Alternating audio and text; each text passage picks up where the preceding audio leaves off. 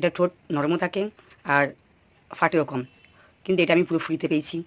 তো ফ্রিতে শুধু একটা প্রোডাক্ট না, ফ্রিতে আমি এখান থেকে 10,000 টাকার প্রোডাক্ট ফ্রি পেয়েছি। সেই প্রোডাক্টগুলোই আজকে আপনাদের দেখাবো, চলুন দেখুন। এই মালগুলো আমি সব এখান থেকে ফ্রিতে পেয়েছি। এখানে পুরো 10,000 টাকার প্রোডাক্ট আছে।